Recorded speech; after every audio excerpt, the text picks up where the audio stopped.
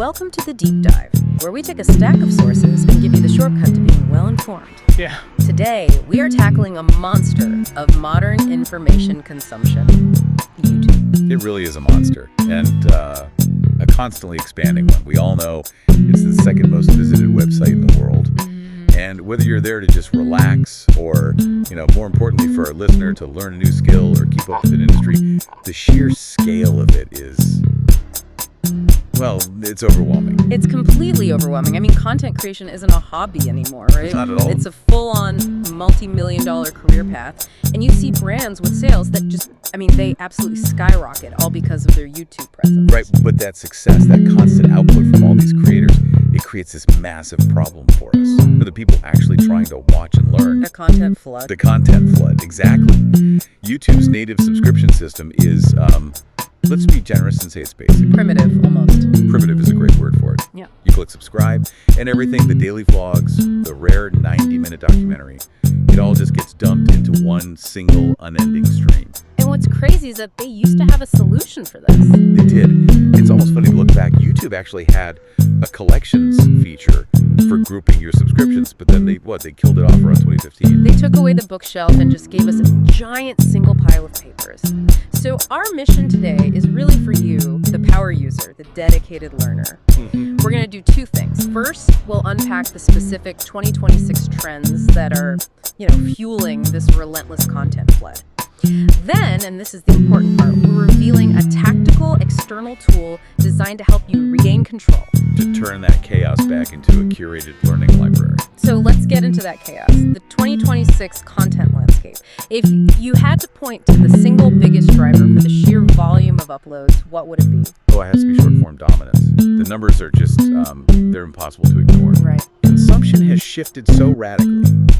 We're talking over 70 billion YouTube shorts watched every single day. 70 billion. With that kind of scale, if you're a creator, you simply cannot afford to just make long-form content anymore. Shorts are the engine for visibility. And that completely changes how even established brands have to operate. We looked at Red Bull, for example. Like a classic case. They built their brand on these beautiful cinematic long-form videos.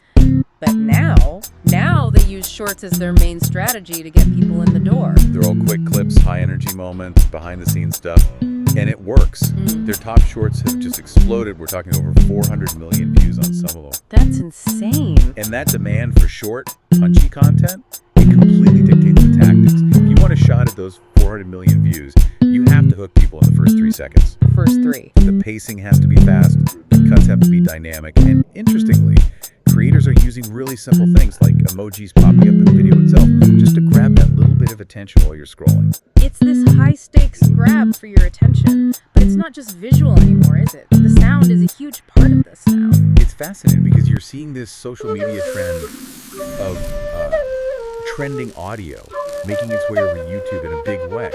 So creators who use these viral sounds, they're tapping into this existing emotional momentum.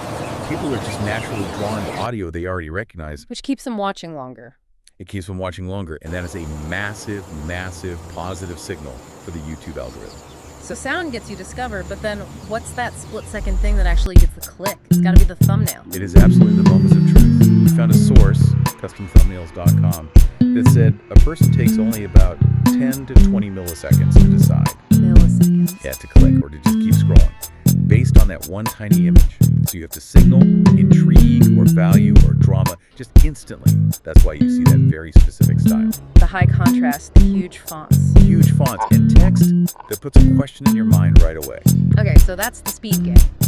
But beyond the flash, the real backbone of a successful channel in 2026 has to be optimization. YouTube is the second largest search engine, after all. Absolutely. And you have to think about how people actually engage with video now. The big SEO strategies for 2026, they really center on text and accessibility. Meaning captions. Meaning captions. Right. We know that something like 83% of people watch videos with the sound off, if they're in public or on their phone. Right. And a Verizon media study found that 4 out of 5 viewers are more likely to watch a whole video if it has captions. So it's not just an accessibility feature, it's a retention tool.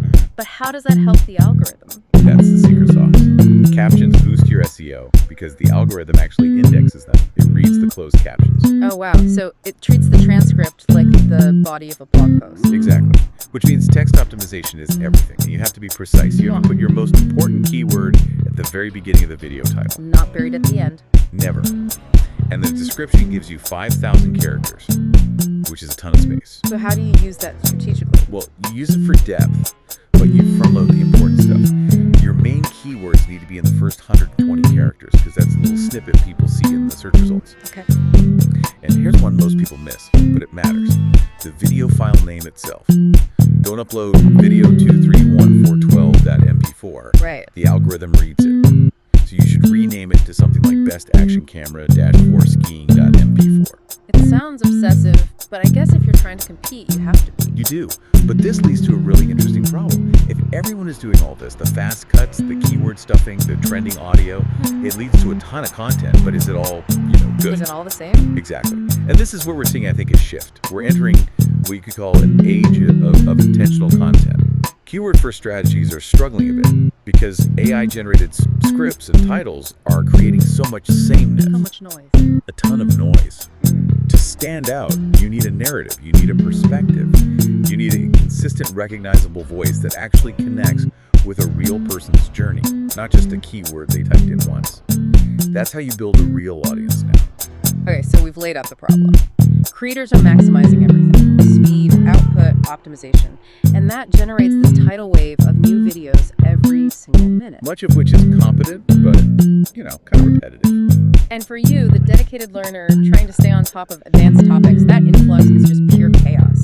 We need a real tactical solution. And that solution is PocketTube. It was made by a developer, Dmitry, specifically to fill the hole that YouTube created when it got rid of collections. Right. It's a powerful browser extension. It works on Chrome, Firefox, Edge, Safari, Opera, and it basically redesigns your entire subscription experience. There are mobile apps too, but the desktop version is good. And its main job is just to bring some sanity back to that sidebar. Precisely. The heart of the whole tool is the subscription groups feature. It lets you create these nested folders, basically. Like a filing system. A filing system for your subscriptions. You can organize by topic, by interest, whatever works for you. And crucially, a single channel can be in multiple groups. Oh, that's key. So a channel on, say, ancient history and modern geopolitics can live in both of those folders. Exactly. And it all integrates right into the YouTube sidebar, so that long, messy list becomes this perfectly organized cabinet. That immediately sounds like a huge anxiety reducer, especially if you've got, 500 subscriptions built up over 10 years? That's where the management tools come in. They have this subscription health feature, which is great. Detect dead channels, for instance. It automatically finds any channel that hasn't uploaded a video in 6 months or more. And lets you just bulk unsubscribe. Bulk unsubscribe. Clear out all that clutter. It would feel so satisfying just getting rid of all those channels from 2012 that just disappeared. It is. And another key feature for just mental clarity is Mark as Watched. It lets you instantly clear videos from your lists. Right. That feeling of completion is really important. You log in, you see 200 videos, but you only have time for 2. Just being able to click a button and clear the other 198 off the feed, it's hugely motivating. We should say unlimited Mark as Watched is a premium feature. But the real game changer here, the thing that totally transforms how you consume content, has to be the video deck mode. This isn't just folders, this is a whole new interface. Deck mode is the power user feature for sure. Yeah. Think less like a YouTube feed and more like a dashboard. Like TweetDeck or Trello. Exactly like TweetDeck. It turns your feed into these columns side by side so you can see multiple subscription groups at once. You scroll horizontally to see your different categories and vertically to see the new videos inside them. So I could have a column for news, another for educational deep dives, and a third for quick entertainment, all on one screen. You got it. And you can apply filters in those columns. Show me only unwatched videos or only videos longer than 20 minutes. And you can mark things as watched right from the column. It makes sorting through new content incredibly efficient. But that level of control is a premium feature. Full access to the deck mode. Yeah, that requires the premium subscription. So it's a browser extension. How does it handle syncing all of this across my devices? If I set it up on my desktop, will it work on my tablet? It's pretty smart about it. On desktop, it can just use your Chrome profile sync. For true cross-device sync, though, it offers an optional Google Drive sync. Okay, so you have to set that up. You do. It's a little bit of a manual process, Yeah. but it uses the Google Drive API to back up your group setup. Yeah. That's the bridge that connects the desktop extension to the mobile app. And it's worth remembering, the free version limits you to 5 nested groups and only 3 columns in deck mode. Okay, so knowing how powerful this tool is, we need to think beyond just simple categories. What are some of the really sophisticated ways a dedicated learner can use this? The real key is to shift from sorting by topic to sorting by intent. What do you mean by that? I mean sorting by why you're watching. The best approach is what you could call mood-based sorting. Instead of a science folder, you create a quick breaks folder for channels that always post videos under 5 minutes. And then another folder for deep dive content that's over 20 minutes. Exactly. And since channels can be in multiple groups, you can curate these viewing experiences perfectly. That right there solves the huge problem of the daily uploaders burying the really good but infrequent content. Absolutely. You can create a daily stream group for your news podcast and a separate binge banks group for, say, an academic lecture series that only posts once a month. So the important stuff doesn't get lost. It never gets lost. And you can even sort the videos inside any of those groups by newest, oldest, or even by the most popular videos from just those channels. Sorting by popular from my binge banks sounds amazing for catching up on the best stuff I've missed. But I think I saw something about a technical limitation. How far back you can actually go. And this is where we have to hit the technical reality check. It's a necessary one. Right. The developer himself confirmed this is a limitation from YouTube's side, from their API. The feed that PocketTube can pull is limited to the 15 latest videos for every channel in a group. Ah, so when you sort by oldest, it's only the oldest of the last 15 videos. Exactly. You can't use it to scroll back 6 months and find a classic video. Yeah. That does limit its usefulness for deep archival searching. That's a crucial trade-off to know about. You're working within the platform's rules. What other caveats should someone with, say, over 1,000 subscriptions be aware of? The big one is performance. For true power users with 1,000+ channels, people report significant loading delays. We're talking 15 to 30 seconds when you click to open a group. So you click on your deep dive folder and you wait. You wait. You stare at a spinning circle for a surprisingly long time while it fetches all that data.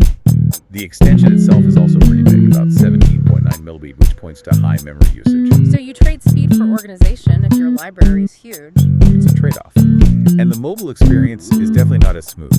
The iOS app in particular has some known issues. It's missing a lot of the desktop features, maybe 40 to 60% of them. Wow. And users with really big subscription lists say their lists sometimes just fail to load entirely because of those same YouTube API limits. Plus, you have to do that slightly clunky Google Drive sync to get your groups over from desktop. And if you're a power user, you're probably using other extensions too. Do they all play nicely? Not always, no. There are documented conflicts. We know it has issues with other popular tools like return YouTube dislike and improve YouTube. So you might have to choose. You might. Yeah. The conflicts can cause parts of the interface to break or just slow everything down. Finally, we have to talk about permissions. Anytime you give a tool this much access to your main content hub, you have to think about privacy. For sure. It needs permission to read and change data on YouTube.com, which makes sense. It has to inject its own interface to work. And it needs read-only access to the YouTube API to see your subscriptions. But the good news here is the architecture.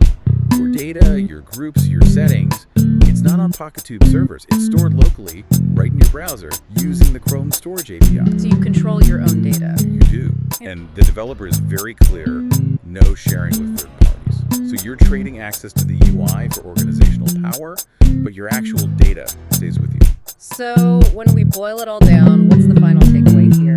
This torrent of content on YouTube, it's only getting faster. It's driven by speed, by optimization, by this demand for short-form video. And for you, the dedicated learner, trying to drink from that fire hose is just impossible without some kind of structure. PocketTube seems to be a really robust, even if it's a little technically compromised, solution to that. It is.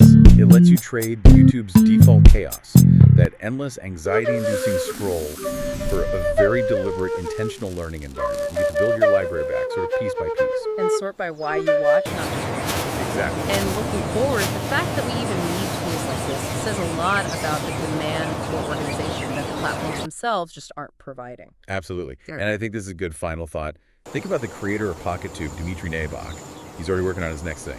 It's a new AI-powered tool called Snipebo.io. Okay, and what does that do? It's designed to help you not just organize the video, but to actually take notes on the video content itself, and then integrate those notes into platforms like Notion. So it's the next step. It's the next evolution. Yeah. The challenge isn't just about organizing the feed anymore.